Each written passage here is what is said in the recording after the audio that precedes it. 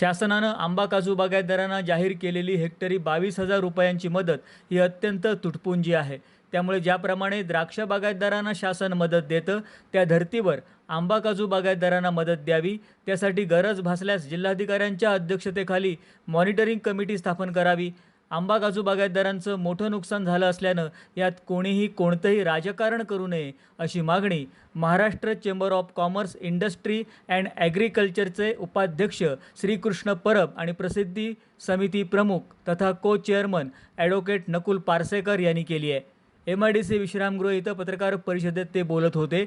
यावेळी उपाध्यक्ष श्रीकृष्ण उर्फ दीपक परब, प्रचार समिती प्रमुख ॲडव्होकेट नकुल पारसेकर, सदस्य राजन नाईक, को चेअरमन संतोष राणे, सदस्य शिवाजी घोगळे, कृष्णा साळसकर उपस्थित होते. Maharashtra chamber of commerce, industry and agriculture गेली 100 वर्षातली शिखर संस्था आहे आणि त्याची स्थापना उद्योगपती सेठ वालचंद्र यांनी केलेली आहे. आता इथे आपण जे पत्रकार परिषद घेतो त्याचं एकमेव कारण म्हणजे कोकणात आंबा आणि काजूवर जो निसर्गाचा परिणाम झालेला आहे आणि त्याच्यामुळे जे शेतकऱ्याला जी मदत केलेली आहे ती फार तुटपुंजी आहे. एकरी किंवा हेक्टरी जे 22,000 जी देत आहेत ती फार कमी आहे. ती शासनाने वाढवून द्यावी या आमच्या महाराष्ट्र चेंबरतर्फे विनंती आहे. कारण एका हेक्टरमध्ये 100 कलमं येतात. 100 कलम 5,000 जरी उत्पन्न आपण पकडलं तरी 5 लाख होतात. तर ह्या निसर्गाच्या कोपामुळे कमी होऊन समजा 4 लाख जरी आलं त्याच्या अगेन्स्ट 22,000 म्हणजे फार नगण्य आहे. ती वाढून द्यावी अशी माझी शेतकऱ्यांच्या वतीने विनंती आहे. नंतर काजूचा सुद्धा प्रश्न आहे. काजू सुद्धा हमीभाव झाला पाहिजे. जर शेजारच्या गोव्यात काजूचा हमीभाव असेल तर आपल्या महाराष्ट्रात का नाही? तो फार दर कमी आहे. त्याशिवाय हा काजूचा जो प्रश्न आहे तो सन्माननीय खासदार, माजी खासदार आणि आताचे आमदार कुडाळचे, मालवणचे निलेश की त्याला हमीभाव मिळालाच पाहिजे आणि त्याला जे शासनाच्या योजना आहेत आणि जे आपल्या आमदारांचे जे प्रश्न त्याला आमचा महाराष्ट्र चेंबर सुद्धा पाठिंबा आहे. इथल्या सिंधुदुर्ग जिल्ह्यातल्या किंवा कोकणातले जे शेतकरी आहेत त्यांना महाराष्ट्र चेंबरचा पाठिंबा राहील की तुटपुंजी मदत आहे त्याच्यात त्यांनी वाढ करून द्यावी अशी परत माझी त्यांना कळकळीची विनंती आहे. आपल्याला सगळ्यांना माहित आहे की गेले साधारण 20 दिवसाहून जास्त काळ सिंधुदुर्ग जिल्ह्यामध्ये एक अतिशय महत्त्वाचा विषय जो या सिंधुदुर्ग जिल्ह्यातील बागायतदार असतील, सिंधुदुर्ग जिल्ह्यातले आंबा उत्पादक असतील, काजू बागायतदार असतील, एकंदरीत जे सगळे ज्यांचे जे अनेक असे शेतकरी आहेत ग्रामीण भागात की ज्यांचं पोट, ज्यांचं कुटुंब हे त्याच उद्योगावर अवलंबून आहेत. वर्षभराची त्यांची जी बेगमी असते, त्यांचं जे आर्थिक नियोजन असतं ते त्याच सगळ्या आंबा, काजू, कोकम आणि इतर जे काही शेतीपूरक व्यवसाय आहेत त्याच्यावर अवलंबून आहेत. आणि यावर्षी दुर्दैवाने निसर्गाने एवढा फार मोठा प्रकोप केलेला या संदर्भात की ज्या एका काजूच्या झाडाला 5 किलो काजू मिळायचे त्या काजूला आता अर्धा किलो पण यावर्षी काजू मिळत नाहीये. त्यामुळे याच्यावर काहीतरी पर्याय काढला पाहिजे. आंबा बागायतदाराची तीच परिस्थिती आहे. आणि सगळ्यात गंभीर विषय असा आहे की या जिल्ह्यामध्ये साधारण 500हून जास्त छोटे मोठे प्रक्रिया करणारे उद्योग आहेत. आणि हे प्रक्रिया करणारे उद्योग कशावर अवलंबून आहेत? जर कोकम मिळालं तरच ते प्रक्रिया करू शकतात, आंबा मिळाला तरच स्कॅनिंग करू शकतात, काजू मिळाला तरच ते प्रोसेसिंग करू शकतात. आणि हे जर रॉ मटेरियल मिळणार नसेल तर ते सुद्धा उद्योजक मोठ्या प्रमाणात अडचणी झालेले आहेत. त्यांची परिस्थिती अतिशय बिकट आहे.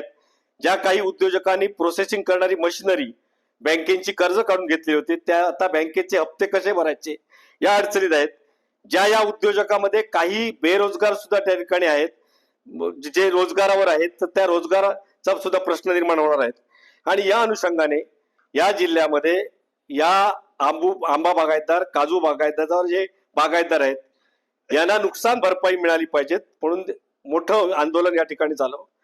आणि त्या आंदोलनाला शेतकऱ्यांचा प्रतिनिधी म्हणून माननीय जिल्हाधिकारी सामोऱ्या गेल्या आणि शासनाच्या वतीनं माननीय जिल्हाधिकाऱ्यांनी त्यांना आश्वासित केलं की आम्ही सहानुभूतीपूर्वक या गंभीर विषयाकडे पाहणार आहोत आणि त्या संदर्भात सरकार निर्णय घेणार आहे.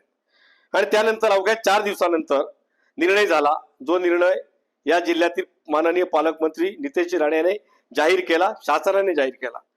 माझे सहकारी, ज्येष्ठ सहकारी आणि मार्गदर्शक परब साहेबांनी जे नमूद केलं की एकरी 22,000, खरं तर एकरी 22,000 ही खरोखरच चेष्टा आहे, खरोखरच तुटपुंज ते अनुदान आहे. ज्या बाबतीत माननीय पालकमंत्र्यांनी सुद्धा म्हटलेलं आहे की नाही, हे खूप तोटक, खूप अल्प असं हे आहे, भरपाई आहे. आणि त्या अनुषंगाने त्याने पुन्हा माननीय मुख्यमंत्र्यांना महाराष्ट्राच्या भेटून ही सगळी व्यथा मांडली की हे तुटपुंज आहे, याच्यावर फेरविचार करायला पाहिजे.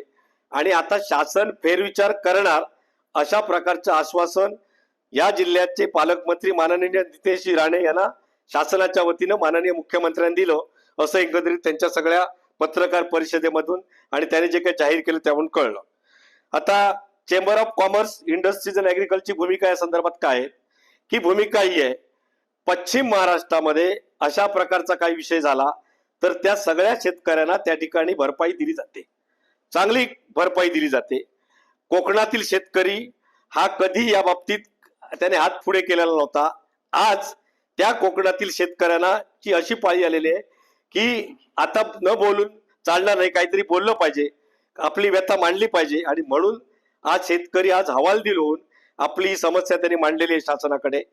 आणि त्यामुळे जी 22,000 जी तुटपुंजी एकरी मदत दिलेली आहे त्याच्यावर सरकारने हेक्टरी 22,000 जी दिलेली आहे ही खरोखरच तुटपुंजी आहे. आणि या अशा प्रकारचा जर विषय झाला तर शेतकरी ते स्वीकारेल असं मला वाटत नाही, ते स्वीकारू नये, कारण अतिशय अल्प अशी ती मदत आहे. सरकारने याच्यावर गांभीर्याने कोकणातील जो शेतकरी कधी हात पुढे पसरत नाही कुणाकडे, त्या शेतकऱ्याने आज नाईलाज म्हणून या ठिकाणी तुमच्याकडे मागणी केलेली आहे. त्याचा गांभीर्याने विचार करून ही जी हेक्टरी 22,000 रुपये जाहीर केलेले आहेत त्याच्यावर फेरविचार करावा, अशा प्रकारची आग्रही भूमिका ही chamber of commerce, industries and ऍग्रिकल्चरची आहे. दुसरा यासाठी एक मी तुम्हाला रेफरन्स देतो की मुंबईचं जे एपीएमसी मार्केट आहे, या एपीएमसी मार्केटमध्ये जी द्राक्ष बागायतदार आपले मोठ्या प्रमाणात द्राक्ष पाठवतात, त्या द्राक्ष बागायतदारांचं नुकसान झालं, पण त्याच्यावरही शासनाने मला वाटतं चांगल्या पद्धतीने मदत त्या द्राक्ष बागायतदारांना केलेली आहे. त्या शेतकऱ्यांना मदत केली याबद्दल आमचं काही आक्षेप नाही, आमचं काही म्हणणं नाही, त्यांनाही मदत केली पाहिजे. पण त्यांचाही विचार ज्यावेळी होतो त्यावेळी आमच्याही कोकणातील या आता ग्रस्त असलेल्या शेतकऱ्यांचा विचार व्हायला पाहिजे, कारण आम्हीही महाराष्ट्रात राहतो, तेही महाराष्ट्रात राहतात. आमच्या त्या बांधवांना मदत झाली याबद्दल आमचा कोणत्याही प्रकारची हरकत नाही, पण त्यांना जशी मदत केली त्याच पद्धतीचा फॉर्म्युला वापरून आमच्या इथल्या आंबा बागायतदार, काजू बागायतदार आणि इतर जे कोणी बागायतदार आहेत, कोकमवाले पण आहेत, सगळे त्रस्त आहेत, या सगळ्यांचा विचार केला पाहिजे. आणि हे सगळं करत असताना शासनाने जिल्हाधिकाऱ्यांच्या अध्यक्षतेखाली एक मॉनिटरिंग कमिटी नेमली पाहिजे. कारण काय होतं, अनेकदा शासन जाहीर करतं पण त्याप्रमाणे जे खरोखर लाभार्थी आहेत त्याला ते मिळत नाहीत आणि तो पैसा कुठेतरी वेगळीकडे वळवला जातो. ते होता कामा नये, याची दक्षता शासनाने घेतली पाहिजे. Maharashtra chamber of commerce, industry and agriculture, कारण आता आमचे शेतकरी जे व्यावसायिक आहेत, ज्या ऍग्रिकल्चर मध्ये ज्यांनी नवीन युनिट उभी केलेले आहेत तेही आमचे सभासद होत आहेत. मग त्यांची आम्ही दखल घेतली नाही असं व्हायला नको. सभासद म्हणून ते आमचे सभासद आहेत. त्यामुळे चेंबर ऑफ कॉमर्सची भूमिका आहे पदाधिकाऱ्यांची आणि संपूर्ण महाराष्ट्राच्या समितीची की त्यांच्याही बाबतीत हा जो विषय या ठिकाणी पत्रकार परिषदेमध्ये मांडण्याचं कारण असं की हा एवढा आम्ही सीमित ठेवणार नाहीत, तर महाराष्ट्र चेंबर ऑफ कॉमर्सचे जे सन्माननीय चेअरमन आहेत आपले रवींद्र माणगावे साहेब आणि त्यांची जी सगळी टीम आहे, हेही या संदर्भात वरिष्ठ स्तरावर पत्रावर करणार आहेत, हेही वरिष्ठ स्तरावर प्रयत्न करणार आहेत. संबंधित मंत्री असतील, मुख्यमंत्री असतील, कृषी मंत्री असतील, या सगळ्या ठिकाणी ते फॉलोअप घेणार आहेत. तसा प्रकारचं ही पत्रकार परिषद घेण्यापूर्वी त्यांच्याशी बोलणं केलेलं आहे आणि त्यांनी मान्य केलेलं आहे या शेतकऱ्यांचा, आंबा बागायतदारांचा, काजू बागायतदारांचा अतिशय न्यायी हक्क विषय आहे, हक्काचा त्यांचा विषय आहे, तो आम्ही तिथं लावून धरतोय. तुम्ही पत्रकार परिषद घेऊन हा विषय सगळ्या स्तरावर पोहोचवा